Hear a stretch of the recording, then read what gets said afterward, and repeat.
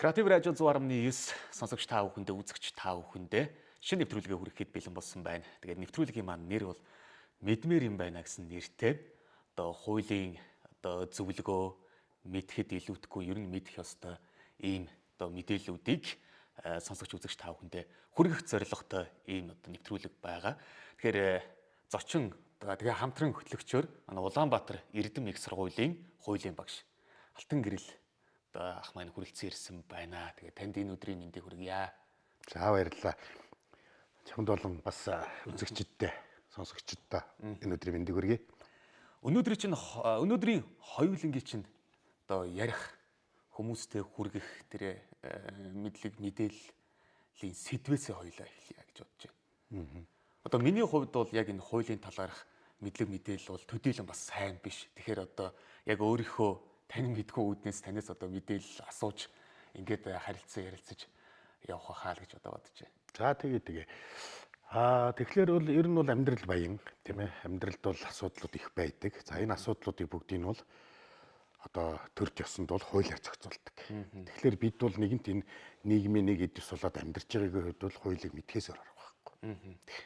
За тэгээ өнөөдрийн хувьд бол бас нэгэнт нэвтрүүлэг дөнгөж эхэлж байгаа учраас бас танай радиогийн хамт олонд би бас талархлаа илэрхийлэх нь зөв байх гэж бодож байна. Юу гэхээр бол энэ чинь бас эфирийн цаг гэдэг бол бас үнэтэй тийм ээ. Тэгвэл энэ чинь бас энэ хууль мэдэхгүйгээсээ болоод зарим нэгэн хүмүүс маань хохирч үйдэ гэсэн ийм бас нэг сайхан сэтгэл гаргаад тэр хүмүүст багч гиснэг мэдлэг хүрчихсэн гэж энэ дээр цаг гаргаж байгаа танай радиогийн хамт олонд нэгдүгээрт маш их талархаж байна. За үзэгчдээ сонсогчдоо бас хэлэхэд бол ер нь бол тэгээд энэ нэвтрүүлэг маань ингээд тогтмол цагт гараад явах учраас болов энэ цаг дээр сонсоод явбал та бүхэндээ би бас яг нэг амьдрал дээр тохиолдоод байгаа юм жишээн дээр аль болох энгийн үгээр та бүхэнд бас энэ тайлбарыг хэлж явах юм сонирхол байна. За мэдээж энэ нэвтрүүлгийг манай бидний мэрэгжил нэгт хуульч мөгөөлөгчний янз янзын хүмүүс бол бас давхар сонсох байх. Гэхдээ тэр хүмүүстэй би бас хандаж хэлэхэд бол хитрхи бити миний яриаг тийм юу талаас нь мэрэгжлийн талаас нь бити хайхтар шүмжлээрээ. Яг тэгэхээр бид нар хоорондоо мэтгэлцэгтэй ярьдаг шиг яриул яг бас нэг хууль зүйн талаас жаах мэдлэг багтаа хүмүүст маань бидний яриа жаахан тийм хөндөй байх учраас аль болох би бас үзэгч сонсогчдод зориулаад аль болох жаахан тийм энгийн хэлбэр рүү оруулж ярих юм аа. Илүү ойртуулна гэсэн үг тийм. Гэхдээ мэдээж бас зайлшгүй бас нэг хэлэх ёстой юмыг нь бол яг тэр хуулийнхын нэр томьёогоор бас хэлхээс өөр арга байхгүйг манай үзэгч сонсогчдод бас ойлгоорой гэж бас орчилж хэлэх гэж байна. За тэгээд өнөөдөр бол эхний нэвтрүүлэг учраас би хүн болгонд хамгийн ойрхон байдаг сэдв буюу энэ гэр бүлийн асуудал тийм ээ. Гэр бүлийн хуулийн эргэн тойрны зохицуултууд ер нь юу байдаг юм бэ? Энэ дээр залуучууд манай энэ үзэгчид за ер нь ганц залуучууд ч юм байхгүй да энэ ч энэ гэр бүлийн асуудал бол бүхэл насныхан тохиолдож байна тийм ээ. Тэгэхээр энэ асуудлуудыг бас өнөөдрийн сэдвүүтэй багтааж ярих гэсэн бодол байна. Болох уу гэж байна. Болно. За яг статистик тоон байдаг шүү дээ. Гэр бүл салалтын Монгол орны тэжээл болгоны тэгээд тэр шинээр гэрэлж байгаа хүмүүс тэгээд салж байгаа хүмүүс гэдэг тэр чинь нэг юу гэдэг юм бэлээ шүү дээ. Албан ёсны бүртгэлтэй салж байгаа тоог л статистик баримтан дээр оруулж байгаа болохоос биш гэр бүл хоорондоо батлуулаагүй ард нь өчнөө мянган залуучууд бас байгаа шүү дээ тийм. Тэгэхээр яг энэ хамгийн чухал сэдв байхаа л гэж миний бодож байна л да. Яг нэвтрүүлэг маань өөрөө нэг тийм улс төрийн зорилго юм чиглэлгүй учраас тийм ээ нэг тийм тодорхой хатуу тоо хэлэхлээр зарим нэгэн хүнд их эмзэг очиж магадгүй тийм ээ. Зүгээр ямар ч байсан бол гэрлэлт цуцлалт тийм ээ албан ёсны яг хууль шүүхээр дамжаад хийж байгаа энэ цуцлалт бол нэлээд бас өндөр талдаа байна. Тий. За түрүүн бас энэ чинь албан бус тоогоор бас ингээд гэрэлтээ цуцлуулахгүй мөртлөө яг бодит амьдрал дээр тустай байгаа хүмүүсийн тоо гэж бас нэг юм байна тийм ээ. Тэгэхээр ямар ч байсан энэ нийгэмд бол юу байна? Гэрлэлт цуцлалтын асуудал бол байна. Өр хүүхдүүд өнчрөхийн асуудлууд байна. За тэгэл хойд эцэг их тийм ээ гэсэн нэг ийм асуудлууд руу өсөг орчод байна. Тэгэхээр зүгээр болвол энэ тал дээр яаж сэрэмжлэх үү гэдэг нь бол бас нэг чиглэл явах байх. Хоёулаа бол зүгээр хэрв сонсогч маань яг энэ асуудалд орцсон үед бол юуг анхаарах вэ гэдэг дээрээ илүү төвлөрч ярья гэсэн юм санал байна. Болох хоёулаа. Болно.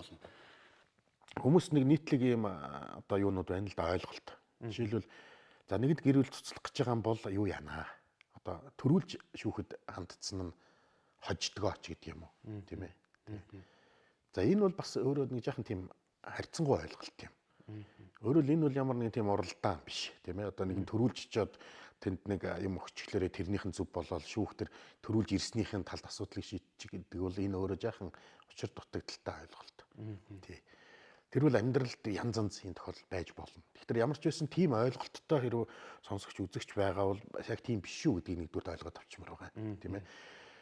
Шүүх бол тэр тухайн хэрэгтэй холбоотой цугларсан нотлох баримтуудаа шинжилж үзээд тэгээд тодруулах ёстой зүйлүүдийг бүрэн тодруулсны үндсэн дээр шүүгч өөрийнхөө дотоод ихтгэл үнэмшилтээр тулгуурлаад эцсийн шийдвэрийг гаргадаг ийм хуультай.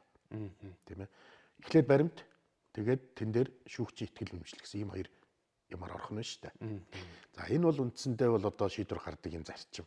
Тийм учраас төрүүлж өгсөн гээд шүүгч тэр хүнийг бол одоо өөр нүдээр харна гэсэн ойлголт байхгүй тий. Тэр тий. А яг зүгээр хууль зүйн талаас бол төрүүлээд шүүхэд хандцсныг нь бол нэхэмжлэгч гэдэг байгаа. Нэхэмжлэгч гэдэг бол одоо яг би бол ингээд хохирчлоо. Ингээд миний энэ зөрчигдсөн эрхийг сэргээгж өгөөч гэдэг санал одоо юм хүсэлтийг шүүхэд тавьж байгаа этгээдийг бол одоо нэхэмжлэгч гэдэг юм л да. А гэтэл амьдрал дээр бол бас нэлээд жаахан толгойн ажилдаг багийн төрүүлээд юу ач өөрөө буруутай тийм ээ. Магадгүй тэр гэрэл цуцлахад одоо гэр бүл үүмэлсэн нөхөр байх боловч одоо төрүүлж чад нэхэмжлэгчлээрээ өөрийгөө нэхэмжлэгчгингүүт энэ нь бол одоо юутай хохирсон тал нь юм байна. А гэтэл цаатлын нөгөө нөхрийг чинь бол хариуцагч гэдээ нэрлэлж байгаа шүү дээ. Хууль зүйн талаасаа бол.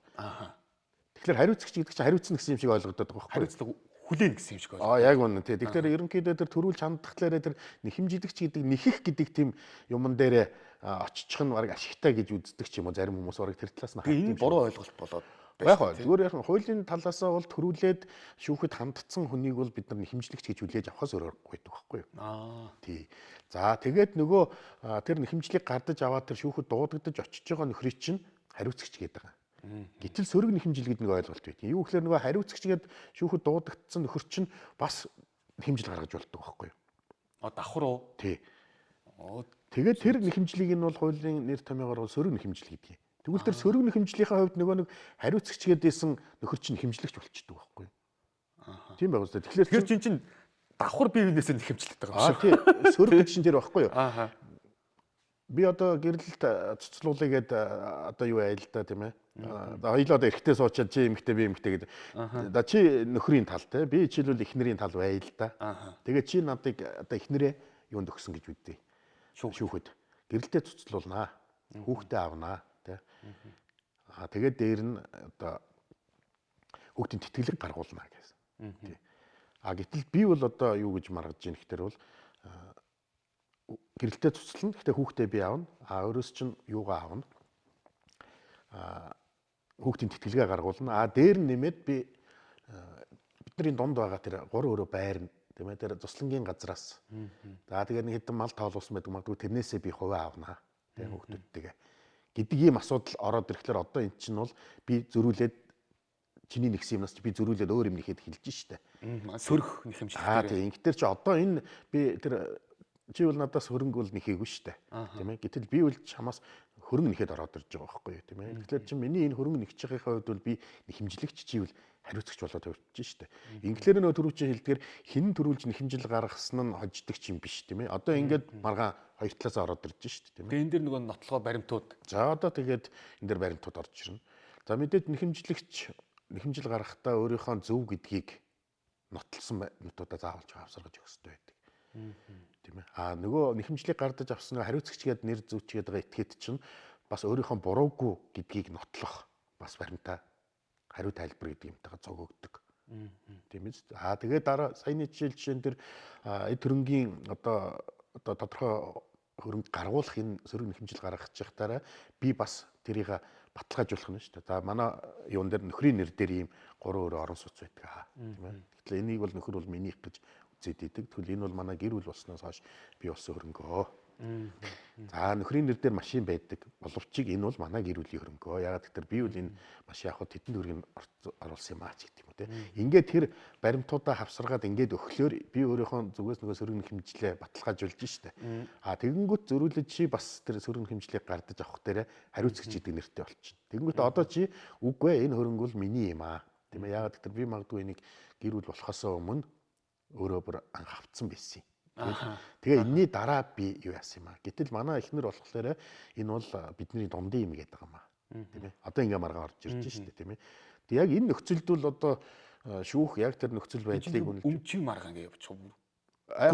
яг энэ чинь ингээ гэр бүл цуцлахад үндсэндээ бол нэг хэд хэдэн асуудал шийддэг байхгүй юу? Гэтэл зарим тохиолдолд бол за ерөөсөө ямар ч өмчийн маргаангүй хүүхдийг одоо ээж нь авч үлдэхэд татгалзахгүй ч гэдэг юм уу тийм ээ. Тэгснээр нь ээж нь бол би эцгээс нь бол юу авахгүй хүүхдийн тэтгэлэг авахгүй. Зөвхөн бит хоёрын гэрэлтийг цуцлаад өгөөч гэдэг ийм хэмжил бол байна. Тийм ээ. Тэр хоёрын хувьд бол одоо өөр бусад зүйл дээр марахгүй байна. Зөвхөн гэрэлтээ цуцлуулах нь тэр хоёрын хувьд бол чухал байх гэдэг. Тийм ээ. Тэгээд магадгүй тэр ээж нь хүүхдээ аваад үлдэхдээ бол би ч л хүүхдээ нэг аавас нь хүүхдийн тэтгэлэг авалгүйгээр би хүүхдээ ингээд аваа явчихноо гэдэг асуудал байгаа учраас хүүхдийн тэтгэлэг нэхэхгүй байгаад байна л да. Тийм ээ. Зүгээр хэрвээ яг өргөн утгаар нь аваад үзэх юм бол ийм дөрвөн асуудал ер нь бол яригддаг байхгүй тийм ээ. Гэрэл цуцлах, хүүхдийг хэний асрамжинд үлдээх юм. Тэгээ хүүхдийн тэтгэлгийг хэн ямар хэмжээгээр яад төлөх юм. Дээр нь хэрвээ хөрөнгийн маргаан байвал хөрөнгийн маргаан шүү. Гэтэл энэ дөрвөлээ байдаг маргаан байна. Дөрвөлээ биш зарим нэг нь байдаг маргаанууд бас байдаг байхгүй юу. Тэгэхээр энэ асуудлын хувьд бол нэг юм тийм ээ. Нэг хэмжлэгч хариуцагчийн хувьд бол тийм. Нэг юм таныг ярьсан чи нөгөө хошин киноч байдаг үлээ жүжигч байдаг үлээ нэг юм санаанд орчлоо. За хүүмэн те хизээж салж мэднэ. Одоо бүх юмаа өөрийнхөө нэр дээр болгоорой. Гээд байдаг чинь энэ асуудал ингэж үүсдэг учраас л тэр одоо хошин кино шог дээр ч юм уу нэг тиймэрхүү юмнаар гараад байдаг юм байна шүү дээ. Тэгээд бодит амьдрал дээр ч гэсэн тийм кейсүүд байдаг юм билэ. Тэр үл болж байгаа бол одоо чи машина өөрийнхөө нэр дээр байраа өөрийнхөө нэр дээр 100% бай. Юмыг яаж мэдэх вэ? Хүмүн охин минь гээл тэг иймэрхүү асуудал яригадаад байдаг шүү дээ. Бидний чихэнд сонсогдож байгаа. За тий одоо тэгээ наадах чи ярихын тулд нөгөө гэр бүлийн хөрөнгөний ангиллал ярихаас аргагүй болчихж байгаа юм л да. Тийм ээ. Тэгэхээр бол гэр бүлийн гишүүдийн хөрөнгийг бол хуваарьт хөрөнгө дундаа өмчлөх, хамтран өмчлөх өмчгээд ингээд үндсэндээ юм хоёр ангилж авч үздэг. Зүгээр ингээд айлд яваад ороход бол ингээд галзуухны тавилга, унтлагын тавилга ч юм уу ингээд байдаг шүү дээ. Гэтэл бол зүгээр жирийн үед бол энэ хуваарьт хөрөнгө нь байгаа, энэ ханд нь байгаа нь дундын хөрөнгө юм гэдэг нь шүү дээ. Хуваарьт гэдэг нь юу гэсэн үг? Тэгэхээр одоо нөгөө маргаан үүсээд хэн ямар хөрөнгө авах уу гэдэг асуудал ч одоо яг энэ хуваарьт хөрөнгө юм уу, дундын өмч юм уу гэдгээс болох гэдэг байхгүй юу? За тэгэхээр хуваарьт хөрөнгө гэдэг нь ямар ерөнхийдөө гаралтай хөрөнгүүд байх вэ гэхээр нэгдүгээрт яг гэр бүл болохоосоо өмнө тэр хүн нөгөө эхнэрээсээ мөн нөхрөөсөө хамааралгүйгээр өөртөө бий болгочихсон байсан хөрөнгө. Тийм биз? Энд чи одоо яг бидний үед чи ярьдаг шүү дээ хоёр талаасаа нөгөө чумдаантай хувцастайгаа нийллээ гэдэг шиг одоо тэр чумдаантай хувцастай орж ирж байгаа эдл нь бол тэр чумдаанууд нь бол үндсэндээ юу байх гэдэг шүү дээ. Хуваарьт хөрөнгө орж ирж байгаа. Хувийнх нь л гэсэн үг юм байна л. Тий, яг зөвөр яг тэр хүний. Тий. За тэгээ яг ингээд хууль нарийн харахаар дотор нь зөндөө олон юм бий л дээ. Жишээлбэл одоо мундаг тамирчин байлаа. Тийм ээ, төв дэлхийн авраг боллоо. За тэгээ тэр хүнд жишээлбэл улсаас одоо нэг байр өглөө. Тэр одоо олимпийн авраг болсныхын төлөө ч байдаг юм уу. За тэгвэл тэр байр бол тэр тухайн хувь хүний амжилтыг үндэслээд өгчихсөн учраас тэр бол тэр хүний хувьд хуваарьт хөрөнгө байхгүй. Гэхдээ тодорхой цаг хугацааны явцад нөгөөх чинь нэг өрөө байр одоо улсаас ингээд шагналдаа авцсан байж байгаад нөгөөтгөө зараад дээр нь тодорхой бас нөгөө өөрсдийнхөө цалин хөлснөөс нэмж ягаад 2 өрөө 3 өрөө байр болгоод ингээд явчихлаа. За энэ хувилбар нь хувираад засан сайжруулалт хийгээд ингээд явчихлаарэ анх их усүр нь хэдийгээр хуваарьт хөрөнгөний их усүртэй байсан боловч явцын дунд амьдралын явцад нөгөөх чинь дундын хөрөнгө болоод хувирчиж байгаа байхгүй. Тэгэхээр одоо энийг салгаж болохгүй болчихж байгаа. Тий. Тэгэхээр энийг нөгөө мэдэхгүй учраас энэ чинь миний анхны байрнаас анх үүссэн учраас энэ одоогийн байгаа энэ 3 өрөө чинь бол миний хуваарьт хөрөнгө гэдэг юм одоо нөхрийн талд жил тэгж маргах магадгүй тийм ээ. За оюуны бүтээл янз янзын юмнууд байна. Тэгэхээр энэ бол үндсэндээ бас яг хуваарьт хөрөнгөө гэсэн юм байна. За гэтэл одоо зүгээр нэг яг хүний нэг тийм ахуйн одоо эрэгтэй эмэгтэй хүүсийн нэг тийм яг нэг ахуйн чанартай хэрэглэгдэх зүйл байдаг тийм. Жишээл одоо нэг сахлын машин ч гэдэг юм уу да өсний сенс энэ бол одоо тэгээд хэн илүү яг гардаж барьж хэрэгэлдэг юм тийм ээ. Тэгвэл энэ юмнууд ч юм бол үндсэндээ тэр хуваарьт хөрөнгө гэсэн юм руугаа бол орчих нь шүү дээ. За гэтэл одоо юу гэдэг нөхрийн тал нэг удам дамжиж ирсэн нэг тийм нэлээд үнэтэй одоо бурхан байлаа тийм ээ. За тэгээд тэр бурхан магадгүй сүулт нь одоо хөрөнгөний маргаан болох дээр ихнэр бол тэрийг ч илүү энэ одоо өстой найдвартай 200 сая тийм ээ. Тэгэхээр манайх тэдэн хувийг авна гэдэг маргаан бол үндсэндээ байж болохгүй болчихдог. Яг тэр бол тэр нөхрийн чинь биш тийм ээ. Тэр нөхрийн аав ээж өвөөгөөс дамжаад ирсэн магадгүй дахиад дараагийн үе рүүгээ ингээд шилжээд явах тийм ээ. Нэг юм удмын юм байгаа учраас энэ бол өссөн өсөөгүй яг хоёр хөрөнгө болоод хувирчих жишээ тийм ээ. За тэгвэл энээс бусад хөрөнгө бол үндсэндээ бол дундын хөрөнгө гэдэг үндсэндээ ойлгож бараг болно тийм ээ. За тэгээ энэ дээр нэг мэдэх ёстой зүйл нь бол ингэдгийн. За одоо бас ингээд нэг хүүхд гаргаад ялангуяа 2 3 хүүхд дараалан гаргацдаг юм бол нэг магадгүй бараг 10 жил ажилгүй суучдаг тийм биз. За энэ хооронд одоо магадгүй нөхөр өрөвхтэй ань ижлээд хичээх үүрэгтэй. За ингээд саллаа. Тэгсэн чинь нөгөө нөхөр дэгдэх байхгүй. Гэхдээ чи 3 хүүхд хараал гэрт сууснаас биш чи энэ хөрөнгийг бий болгоход юу оруулсан юм? Тэ. Энэ чинь миний мөнгөөр олж ирсэн шүү дээ. За чи худлааг бол чи нэг энэ мөнгө минийх гэж чи заагатах та. Уучлаарай тийм ээ. Яагаад гэвэл бол тэгвэл энэ хүн эхнэрийнхээ хувьд хүүхдээ гаргаад ард талыг чи аваа явсан. Тийм ээ. Тэгэхээр энэ хүн тухайн үед бодитор мөнгө оруулаагүй ч гэсэн энэ чиний эхнэр, энэ хүүхдүүд чинь. Тэгэхээр чиний олж ирэх энэ мөнгө чинь бол чи эцэг хүнийхээ үүргийн дагуу олж ирсэн мөнгө болохоос биш чи өөрийнхөө нэр дээр олж ирээд байгаа юм биш ээ. Тийм ээ. Тийм учраас энэ хөрөнгө бол та нарын дундын хөрөнгө юм а гэж шүүх авч үздэг. Нэг юм бас үнцэг байна.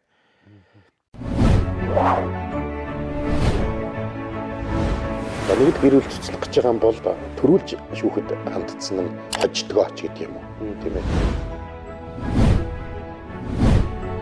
Гэтэл зарим тохиолдолд бол за ерөөсөө ямар ч өмчий маргаангүй зөвхөн бит хоёрын гэрэлтийг цуцлаад өгөөч гэдэг ийм хэмжил бол байна. За нөгөө нэг тал дээр одоо жишээлбэл юу гэдгийг ерөнхийдөө нэлээд гэр бүлүүд одоо нэг гэр бүлдээ үнэнч биш байснаас болж гэрэл цуцлах юм асуудлууд бас яригддаг. Энэ бол элбэгчтэй тийм. Нэлээд элбэг тийм. Тэгэхээр энэ дээр бол бас хуулийн заалт бол байдаг юм л да. Юу гэсэн томьёол байдгүй гэхээр гэр бүл цуцлахад тийм ээ. Хин нэгний одоо илүү тийм буруутай үйлдэл байх юм бол түүнд бас хөрөнгө хуваарлахгүй байх ийм бас асуудлыг шүүх шийддэг. Тиймээс 3 хүүхэдтэй эхнэрээ хайчаад өөр гэр бүлийн гадуур холбоо тогтоож явсаар хагаад тэгээс үлд нь нөгөө хүүхнээ дагаад ингээд явж байгаа нөхцөл тэр шүүх бол хэдийгээр тэр хүн бол тэр хөрөнгнөөс тодорхой хувийг авах эрхтэй боловч энэ гэр бүл үүмүүлээд гэр бүл өнчрөөд хүүхдүүд өнчрөөд хоцорж байгаагийн буруутныг бол магадгүй тэр залууг гэж шүүх үзэх юм бол чи яахлаарэ одоо энэ гэр бүлийг энэ олон хүний хувь тавилангаар тоглож хайчихад тийм ээ. Тэгээ чи эндээс ямар нүрээрээ бас юм авах гэж байгаа юм бэ гэсэн санаатар шийдвэр тусдаг байхгүй юу? Өөрөөр хэлбэл чамд юу өгөхгүй хөрөнгө өгөхгүй гэдэг юм маргаан. Одоо ийм шийдвэр бас байж болох байхгүй юу? Тий. За энэ тал дээр бас баг зэргийн нэг сэдв дахин нэмээд хэлэхэд бол үндсэндээ 3 шатлалын шүүх байгаа шүү дээ. Анхан шатны шүүх, дав заалдах шатны шүүх, тийм ээ, хяналтын буюу дээд шатны шүүх гэдэг. Ер нь яагаад ийм бас нэг 3 шатны шүүх ингээд Монголд ингээд байна гэхлээр түрүүн би нэг хэлж ирсэн нотлох баримтан дээр нэмэх нь шүүгчийн дотоод итгэл үнэмшил гэсэн юм ярьсан тийм ээ. Гэтэл тэр чин шүүгч чинь хүм учраас зарим нэгэн тохиолдолд бас жоохон сэтгэлийн одоо юунд хөтлөгдөх тал байхыг үгүйсэхгүй байхгүй юу. Ялангуяа одоо нөгөө хүүхэн чинь уйлаал тэр шүүх хурлын танхимд уйлаал наан цаана гэхлээр нөгөө эмэгтэй шүүгч байж идэг нэг өөрийнх нь нэг дүү бас нэг тиймэрхүү юм тохиолдсон тэр мөр нь бодогддог ч юм уу те инглээрээ бас нэг жаахан нөгөө эрэгтэй тал нэг жаахан хатуурхчих гэдэг тийм ээ тэр чинь дотоод итгэл үнэмшил жаахан давчих гэдэг нь шүү дээ. Тэгэхээр энийг тэнцвэржүүлэх үүднээс тэр чинь дараагийн шатанд жишээлбэл дав заалдах шатанд 3, хяналтын шатанд 5 шүүгч тийм ээ байдаг. Тэгэхээр үндсэндээ нэг хэрэг маргаан яг энэ 3 шатар гурвангаар нь явах юм бол нийт 9 шүүгчээр орж байгаа байхгүй юу? Нэрийн шахчээ гэсэн. Тийм. Нэг шүүгч, 3 шүүгч, 5 шүүгч. За тэгэхээр чинь одоо нэг шүүгчээр ямар нэгэн байдлаар сэтгэл одоо нотлох баримтыг арай жаахан өөр өнцгөөс хартсан эсвэл баг зэргийн нэг дотоод итгэл шимжилттэй буруу жаахан хөтлөгдсөн байлаа гэж үзэхэд дараагийн шатанд тэрийг залруулах юм бас боломж байгаа байхгүй тийм ээ. Тийм учраас бол хүмүүс үл яг ерөнхийдөө нөгөө маргаан дээр алдчихлаарэ л одоо юу гэдэг нөгөө тал шүүхэд нөлөөлчлөөч гэдэг юм уу нэг иймэрхүү жаахан юм ярьдаг. Тэгэхээр бол би бас Монголын шүүхэд бол бас тодорхой хэмжээнд итгэл бол ерөөс алтраагүй тийм ээ. Тэгэхээр бол тодорхой хэмжээний иймэрхүү одоо ялагдах юм дээрээс дөрүүлсэн ийм тайлбарыг бол манай үзэгчид сонсогчид бол бас жаахан шүүлтүртэй хүлээж авах хэрэгтэй тийм ээ. Унсан ууртай гэж ялагдсан хүн бол хизээч нэг өөрийгөө зөвтгөхгүй шүү дээ тийм ээ. Тий. За нэг юм байдаг. За энэ дээрээс гадна бас нэг тэр сүүлийн үед бол ялангуяа гэрэлтийн гэрээ гэж одоо та нар сонсож байгаа бох тийм гэрэлтийн гэрээ гэж. Би бол яг гэрэлтийн гэрээ гэдгийг бол одоо анх удаа сонсож байна. За тий. Тэгэхээр бол гэрэлтийн гэрээ гэдэг нэг юм байна тийм ээ. Тэгэхээр одоо өнөөдөр ингээд хүмүүс чинь бас нэг үе бодоход бол тодорхой хэмжээний юм тэр нэг гэрэлтийн баталгаа хэлэхэд гэрлэхээс өмнө гэрлэгчид эхнэр нөхөр болох гэж байгаа улсууд хөрөнгөн дээр гэрээ хийдэг байхгүй тусдаа. Оо тийм үү. Тэгээ одоо чи зүгээр санддаг юм уу? Одоо нэгэн үед чинь нөгөө нэг юу халтар царайт гэл нэг кино гарахад чинь гудамжинд түнгүү болдог энэ төр байлаа шүү дээ. Тийм ээ хөдөөгийн малчид малаа саахгүй орхидог. Хөдөлгөөн зогсдог байсан гэж. Харин тий. Гэтэл тэр үе бол саяхан тэр үед бол бид нар юу гэж тэр киног үзсэн бэ гэхээр хизээ юм байсан тий. Тэр чинь нөгөө баяа айлын охинд нэг ядуу охин ингээд хоёрлаа хайрсгалтай болчихдог. Өнөөдөр л харьцангуй энэ маань бол бидний баг амьдралд ороод ирчихлээ шүү дээ. Тэр үед бид нарт л энэ кино гэж харагдчихсэн бол тийм ээ. Тэгэхээр өнөөдөр л яг зүгээр нэг зарим нэгэн хүн хайр сэтгэлийн үндсэн дээр биш одоо юу гэдэг нь яхан чинэлэг айлын охинтой юм уу хүүтэй одоо ханилчих юм бол бас ингээд эдийн засгийн хувьд ингээд их боломжтой болчихно гэдэг юм ингээд нэг тийм давхар тооцоо хийсний үндсэн дээр гэрлэх нэг тийм байдал байдаг бол энэ гэрэлтийн гэрээ бол тэр асуудлуудыг үндсэнд нь бас нэг хаачиж байгаа байхгүй. За хэрвээ одоо ингээд яхаар бол хоёр талаас ийм хөрөнгөтэй нийлсэн тийм ээ ямар нэгэн асуудал болоод ингэх юм бол энэ хөрөнгө дараагаар нь хин дээр яаж үлдэх юм бэ яаж хуваарлагдах юм бэ хамтын амьдралтай байх хугацаанд тэр өрхийн төсөв санхүүг хэн хэдэн хувийг яаж хариуцж авч явах юм бэ Гэтэ энэ сайн дураараа юу сайн дураараа сайн дураараа мэдээж үлдээ. Гэхдээ яг нэгэнт одоо хоёлаа энэ нөгөө үзэгч сонсогчдоо бас нэг юм ойлгуулах гэж байгаа учраас ер нь бол алсаа бодох юм бол ийм гэрэлтийн гэрээ хийлгэхэд ерөөсөө илүүдэг юм байхгүй. Дараагаар нь маргаан байхгүй болчихж байгаа юм л да. Одоо тэр хөрөнгийн маргаан бол тэр нөгөө гэрэлтийн гэрээгээр амьдралд юу тохиолдохыг мэдэхгүй шүү дээ гэж байна. Тий. Нэг үе одоо монголчууд юу гэдгийг даатгал маатгал хийлгэнэ гэхлээр нэг жаахан цээрэлдэг байсан тий. Муу яар гэдэг тий. Одоо хүмүүс бол бас даатгал гэдэг юм чинь бас тийм ч муу юм биш юм байна тий. Нэрээ бас гинтийн юм учраас даатгуулах нь зөв гэсэн. Тэгвэл эн чинь гэрэлтийн гэрээ гэдэг юм чинь өөрөө л бас нэгэн төрлийн тийм эрсдлээс хамгаалах юм хөшүүрэг болоод ороод ирж байгаа байхгүй юу? Тий. Тийм учраас бол одоо үзэгч сонсогчд бол энэ гэрэлтийн гэрээ гэдэг юмыг ер нь гэрэлтийнхээс өмнө хийгэрээ. Хэрэв үнэхээр ад жаргалтай сайхан амьдраад насан туршдаа хоёулаа ямар ч хэрүүл ургуулгүй яваад ингээд дуусах юм бол тэр тэгэл нэг цаас болоод нэг газар тэгэл дуусна шүү дээ. Тий. Би нэг асуулт байна. Мэдхгүй учраас. За. Гэрэлтийн гэрээ гэдэг нь нэг юм загварын гэрээ вэ эсвэл өөртөө зохиох юм уу? Одоо зүйл за дунд нь ер нь бол гэрээнүүдийн тийм загварууд байдаг л да. Тий. Тэн дээр бол яг ер нь ямар гол асуудлуудыг оруулах ёстой вэ гэсэн юм байдаг. Тэрэн дээр нэмэлт хасалт. Тэгээд тэн дээр тий өөрсдийнхөө онцлог тохируулсан баг зэргийн нэмэлт хасалт байж болдог. Яг гэхдээ тэр гэрэлтийн гэрээнд бол ерөнхийдөө бол тэр гэрлэгчдийн эдийн засгийн тийм ээ өмч хөрөнгөтэй холбоотой асуудлыг илүү наривчилж зохицуулж байгаа. Гол агуулга нь бол тэрнээс бол одоо юу гэдгийг 7 хоногт заавал ч нэг удаа цов хийнч гэдэг юм уу те. Чи одоо ерөөсө сард нэг удаа гарч шоуд шүүч гэдэг юм уу нэг тиймэрхүү юм бол үндсэндээ бол байж болохгүй гэж байгаа байхгүй. Тэр чинь бол хитрхи бас хүнийг тийм ээ эрх чөлөөг хязгаарлсан диктатур гэсэн. Тий. Тийм учраас нэг иймэрхүү хөрөнгийн биш шин чанартай ийм зүйлүүд бол үндсэндээ тэр гэрээгээр бол тохирч болохгүй гэж байна тийм ээ. За тэгээд тэр гэрээг бол заавалчгүй бичгээр хийн нотариотоор гэрчлүүлнэ гэж байгаа. Тэгжээ сүүлд нь ямар нэг асуудал боллоо гэхэд нөгөөт чинь баримт болж гарч ирдэг. Тийм 10 жил 20 жилийн дараа асуудал үүсгэхэд чинь нөгөө гэрээ чинь гаргаж ирээд хин нэг нь өөртөө ашигтайгаар ярина шүү дээ. За битгээр анх ингэж гэрээ хийсэн. Одоо бид нар хөрөнгийнхөө маргааныг энэ гэрээний дагуу шийднэ. Тийм ээ. Надад нэг ийм кейс байна. Гэхдээ энэ маа нэг танил найз тохиолдсон. Гэрэлтийн баталгаатай. Тэгээд салсан салаад нөгөө гэрэлтээ цуцлуулахад нөгөө эхнэр нь төрүүлж очиод тэгээд цуцлуулсан байна гэж байгаа байхгүй юу? Тийм юм байж ийм тохиолдол байж болдго юм уу? Тэгээд маа найз ганцаар очиод цуцлуулсан гэж. Тий. Тэгээд таньдаг хүнээрээ ингээд цуцлуулчихжээ. Уг нь надаас асуух ёстой. Тэгээд чинь нэг юм хугацаа өгж байгаа шүү дээ, тий. Эвлэрлийн хугацаа гэдэг. Тэгээд тэр мэрэнд байхгүйгээр шууд ингээд цуцалдсан байна гэж байгаа. Тэгээд тэнцэнээсээ хүүхдийн нэхэмжлэгийг ингээд үүсгэсэн. Тэгээд хашраа өөрөө гайхацсан орж ирж байгаа байхгүй юу? Тий. Тэгэхээр бол түрүүн бит хоёр ярьсан шүү дээ нэхэмжлэгч хариуцагч гэж тийм ээ. Тэгэхээр чинь нэхэмжлэгч одоо нэхэмжил гаргасан нөхцөлд бол хариуцагч заавалч тэрийг ихлээр гардаж авах хэрэгтэй байхгүй. Тэгээд тэр хоёр хүн чинь одоо шүүхтэр аль биесны хуулийн ажиллагаанд орж эхэлж штэ. Тэгээ тэр хоёрт чи хоёуланд нь эрх үүргийн тайлбарлаж өгөөд нөлөөллийн нөгөө шүүхэд нөлөөлөхгүй шүү, тийм хууль бусаар нөлөөлөхгүй шүү гэж баталгаа аваад хэргийн материалтай танилцуулаад ингээд чинь нэлээд олон процесс явагдаж байгаа штэ. Тэгээд тэр нэхэмжлийн дагуу хариу тайлбар өгөөд магадгүй сөрөг нэхэмжил гарах эрхийг хангаад энэ ингээд тэнд зөндөө юм явах хэвээр. Тэгээд шүүх хурал чи мэтгэлцээний үндсэн дээр явах хэвээр. Нөгөө хоёр чи өөрсдөө шүүх хуралд бүр биеэр орох хэвээр. Ягаад гэвэл энэ чинь нөгөө гэр бүлийн асуудлыг чи бас нэлээд онцгойлж авч үздэг байхгүй юу?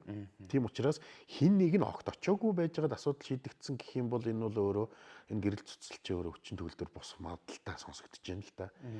Яг зүгээр нөгөө хүн юу яахгүй байж болно. Өөрөө ойлгоогүй. Жишээл магадгүй нэг удаа очиод тэгээд тайлбараа өгчөөд тэгээд шүүх хурал дуудаад тахт нь очихгүй байсаар ягаад өөрийн эзгүүд нь хурал хийгээ явцсан байхыг бас үгүйсэхгүй. Эзгүүд нь хурал хийж болох юм. Ер нь бол хуулиараа бол заавалчгүй байлгана гэж байгаа юм. Байлгадаг. Тийм ээ.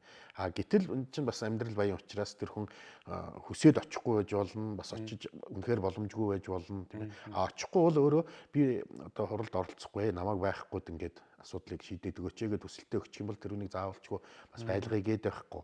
Гэхдээ яг ерөн зүгээр шүүхийн практикаас харахад бол аль болох одоо гэрлэгчдийг хоёулангийн байлгаж ягаад асуудлыг ярих юм юутай байдаг. Тийм ч учраас одоо хуулийн дээр яадаг вэ гэхээр эхлээд эвлэрүүлэн зуучлаар заавалчгүй орох гэж байгаа шүү дээ. Шууд шүүх рүү ханддаг шүү дээ. Тэр нь хугацаа нь 30 хоногийн дотор асуудлыг шийднэ гэж. Дараагаар нь шүүхэд очсны дараа шүүх бас өөрийнхөө одоо эрх мэдлийн хүрээнд бас нэг 3 сар хүртэл хугацаа өгдөг. Яагаад ингэж өгөөд юм гэхээр эн чинь гэр бүл гэдэг чинь Монгол төрийн анхны нэгж байхгүй тийм ээ. Гэр бүл баталгаатай байж Монгол улс оршин тогтох үндэс учраас гэр бүлийг бол тэгж нэг яаран бас одоо цуцлахыг боддоггүй байхгүй юу? Тийм учраас энэ урт хугацааны процесс явж байхад хэн нэг нь очиагүй байна гэх юм бол тэр хүн өөрөө магадгүй очихгүй байх тэр хүсэлт юм а илэрхийлсэн байх гэдэг. За гэтэл бүр муухаар ярий тийм ээ. Гэтэл үнэхээр одоо ямар нэгэн арга хэрэгжилж байгаад тэр нөхрийг байлцуулахгүй байж байгаа шийдтсэн бол одоо тэр нөхөрт ямар боломж байна гэхээр бол энэ гэрэл цуцлтыг хүчингү болгож өгөөч. Хүчин төгөлдөр бас тооцож өгөөч гэж. Яг тэр би энд байгаагүй тийм надыг байхгүйгээр хурамчаар гэрэл цуцлаа хийчихэ гэд асуудлыг дахиад гаргаад ир тавих боломжтой байхгүй. За харин тэгэхээр энэ юм руу ороод ирэхийн алдууд энэ маань өөрөө нэлээд нарийн хуулийн асуудлууд учраас жинхэнэ ёстой мэрэгжлийн хүмүүсээс зөвлөгөө авахаас өөр аргагүй болж байгаа тийм ээ. Тий. Болохоор энэ нэвтрүүлэг бол нөгөө анхны шатны ойлголт өгч байгаа нэвтрүүлэг учраас хэтрээ төрлөө орчвол бас нэлээд зарим юмуд ойлгомжгүй болж явж байгаа л гэж. Нэг ийм саваагүй асуулт байна. Тэр нь болохоор нэг гэрэлтэй цуцлууллаа штэ. Дахиад нэг өөр хүнтэй гэрлээ, дахиад цуцлууллаа те. Дахиад нэг өөр хүнтэй энэ гэрэл баталгаа чи ингэж лимиттэй байдаг юм уу ер нь? Эсвэл салгаад нийлээд байж болдго юм уу? Тэгээ одоо яг одоо бид нар бас фэйсбүүкээс заримдаа янз янз юм шиг. Тэгээ тэн дээр нэг одоо онгойч юм явган ч юм нэг яриа байдаг шүү дээ юу гэдэг. Энэ гэрэлтийн гэрчлэгэнд нь одоо хугацаа байдаг юм багтаа гэсэн гэж тийм ээ. Тэгэхээр бол ер нь бол яг тэрийг бол хуулиар бол хориглоогүй. Хэдэн ч удаа энэ бол нэг талдаа бас хүний эрхийн асуудал те. Энд чинь ингээд чи амьдралдаа хоёр л гэрлэн шүү гэж хуульчлах юм чинь айгүй бас яг хэцүү юм болно шүү дээ. Тийм ээ. Тий. Яг зүгээр дараагийн хүнтэй гэрлэхэд харьшлах нэг шалтгааны нөхцөлийг бол өмнөх гэрэлт хүчин төгөлдөр байгаа нөхцөлд дараагийн гэрэлтийг баталгааж болтгоо. Тийм ээ. Нэг ийм асуудал бол байгаа юм. Тий. Тэгэхээр бол хэрвээ ялч одоо гэрэлт цуцлсан бол түүнийг одоо шүүхээр орж цуцлуулсны үндсэн дээр дараагийнхаа хүнтэй гэрлэх юм нөхцөл үүсдэг. За одоогийн манай хуулинд бол ерөнхийдөө бол тэр нөгөө юу гэж юм байхгүй. Одоо гэрэлтэд одоо батлуулаагүй амьдарч байгаа хүмүүсийн зохицуулт бол үндсэндээ байдаггүй. Тийм ээ. Эхнэр нөхөр л гэдэг. Яг манайхан бол зүгээр гэрэлтэд батлуулаагүй мөртлөө манай нөхөр манай эхнэр гэж яриад идэг л да. Яг нариндаа тулах юм бол яг аль биесны эхнэр нөхөр бас биш байхгүй. Тий. Одоо өнөөдөр тийм харамсалтай жишээ бол байна. Жишээл 4 хүүхдийг гаргацсан. Тэгээд одоо ингээд хоёлаа гэрэлтэд цуцлана гэсэн чинь нөгөө хоёр чинь гэрэлсэн юм байхгүй. Тэр чинь гэрэлтэд батлуулаагүй учраас цуцлах яриа байхгүй байхгүй. Тэр чинь хамтран амьдрагч гэж явждаг. Одоо яг бидний ярьж санснаар бол хамтран амьдрагч болчих. Яриа сурцсан. За энэ хамгийн муу үр дагавар нь хаана очиж ихтэй нөгөө эд хөрөнгийн маргаан дээр очисон чинь тэр хөрөнгө бүгдээрээ нөхрийнх болоод үлдчихэж байгаа байхгүй. Яг тэр нөгөө гэрэлтэд батлуулаагүй учраас тэр эхнэрт тэр тэндээс нөгөө дундын хөрөнгө болгож авах юм эрх нь үүсэхгүй байгаа байхгүй. Хүүхдүүд нь байсан ч гэсэн нөө хүүхдүүд байна. Гэхдээ яг хэрүүд гэрэл цуцлалтаа тулах юм бол тэр эцгийн тэр хүүхдүүдтэй хүүхдийн тэтгэлгэл төлнө. Тий.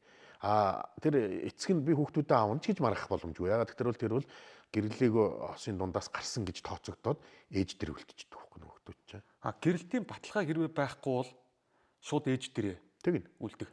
Энэ дэр нэг юм байдаг штэ.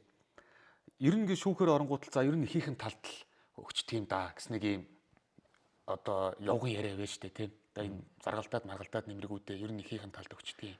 Тэгэд юуг нь үндэслэж одоо ихийнхэн талд эсвэл зарим тохиолдолд нэг эцгийнхэн талд өгсөн кейсүүд байдаг штэ. Тэгэхээр тэр хүүхдээ амьдрах орчин нөхцөл гээд олон тийм нөгөө зүйлийг хагалзан үздэг байх гэж бодоод байгаа юм л. За тэгдэг тий. Ер нь бол эн чинь өөрөө айгүй эмзэг сэдв байхгүй. Зүгээр ямар нэг хонь мал хавааж байгаа биш тийм ээ. Хүн удал уцаа хавааж байгаа чинь бүхэл бүтэн хүн хаваах гэдэг нь шүү дээ. Хүн хавааж аавна одоо би аавн чи аавна гэдэг чинь тэр бүхэл бүтэн хүний хувь тавилан эргүүлэх асуудал баг яригдчих шүү дээ. Тэгэхээр энэ бол өөрөө энэ гэрэл цуцлахын хамгийн эмзэг бөгөөд бас айгүй нарийн харж үзэх хэрэгтэй. Тэгэхээр хэдэн зүйлийг хардаг тийм ээ. Нэгдүгээр хүүхэд эдэн настай вэ гэдгийг нэгдүгээр хардаг. За ерөнхийдөө бол хүүхэд нэг 7 хүртэл настай байх юм бол харьцангуй чинь нэг арчилгаа сувилгаа ихтэй гэдэг үүднээс ээжд нөх тал болж яах нь 95 байдаг. Яг тэр эмэгтэй хүн бол байглаасаа нөгөө хүүхдээ арай илүү нөөцөлдөг гэдэг утгаар тийм ээ. За хэрвээ 7 наснд хүрснээс хойш одоо эцэг их нь би аавна гэдээ булаацалтаад байгаа нөхцөлд бол хүүхдээс өөрөөс нь санал асуудаг. Тэгээ аавтайгаа өлтгөө ээждэг хүүхдгийг. Гэхдээ энийг бол тийм шүүх хурлын танхимд биш одоо тэр тусгай тийм орчинд ажуу тавь айлахгүй чихгүй суулгаж байгаа. Ингээд зүүч баг байдаг. Тий. Тэгээ ингээд нэг сайхан ярилцлагын үр дүнд нөгөө шүүгч асууж байгаад за энэ хүүхд бол ер нь аавыгаа л ер нь их ярьдаг хүүхд байна да тий. Ер нь бол ер нь аавтайгаа л байхгүй бол хүчээр ээжд нөх ч юм бол эргээд энэ хүүхдэд бас жаахан сэтгэл зүйд нөлөөлчих юм биш байгаа гэсэн нэг тийм ерөнхий ойлголт аваад тоцорхон нь шүү дээ. Хүн л ажиллаад байгаа учраас тий. За тэгээд аав ээж хоёрынх нь юуг нь харах вэ гэхээр за нэгдүгürt яг амьдрах байр орон сууц юу вэ? Ажил төрөл юу вэ? Тэ хүүхдэд тэжээ тэтгэх боломж нь юу вэ? За тэгээ яс суртахууны хувьд бол ямар нэгэн тийм гаж зуршил юм байна уу? Хүүхэд ч нөгөө эрүүл аюулгүй орчинд ажиллаж амьдрах хэрэгтэй тийм ээ. Тэгэхээр энэ хиндэн байвал энэ одоо тал нь хангагдах вэ гэдгийг шүүх хөл илүү бас харж байгаа юм л да. За тэгээд одоо ёстой нэг 50-50% болчих болох юм. Аав ээж хоёр нь хоёулаа авах боломжтой. Тэгээд за энэ үед бол магадгүй нөгөө 7 наснаас дээш хүүхдээ санал асуусны үндсэн дээр тэр саналыг харгалцчихдаг байхгүй юу. Тийм.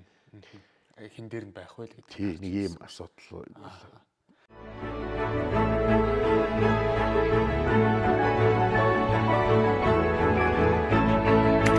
Мэдмээр юм байна гэсэн нэртэй хуулийн мэдээллүүдийг сонсогч үзэгч та бүхэндээ хүргэх зорилготой нэвтрүүлэг байгаа. За энэ хүрээд бас нэвтрүүлгийн маань цаг өндөрсөн байна. Тэгээд мэдмээр юм байна гэд ийм одоо содон нэртэй нэвтрүүлгийн маань эхний дугаар энэ хүрээд өндөрлөж байна. Тэгээд олон зүйлийг бас мэдэж авлаа. Тэгээд мэдмээр зүйлс одоо маш их байлаа. Тэгээд таны одоо ярьж байгаа үг болгоноос ч миний мэдэхгүй олон зүйлс гарч ийлаа. Тэгээд энэ бүхнийг ч гэсэн сонсогч үзэгч та бүхэн маань бас ойлгож авсан бах. Илүү их бас цаашаа өөрсдөө судлах боломж бид нар бүрэн дүрэн байгаа. Энэ нэвтрүүлгээр энэ мэтчлэн бид нар олон зүйлсийг та бүхний мэдхэд илүүдэхгүй мэдмээр юм байна. Эний чинь мдээгүй байсан юм байна штэ гэх одоо бодлыг төрүүлэхээр сэдвүүдийг хөндөж ярилцахуулна. Тэгээд хамтран ярилцсан. Хамтран хөтлөгч гэдгээр бас явж байгаа шүү дээ. Хоёулаа чинь Улаанбаатар Эрдэм их сургуулийн хуулийн багш Алтан Гэрэл баялаа. Тэгээд хөтлөгчөөр Алтан хүмүүний бие баялаа. Та бүхэнд анхаарал хандуулсан нийт үзэгч сонсогч та бүхэнд маш их баярлалаа. Дараагийн дугаар хүртэл түр баяртай. За түр баяртай.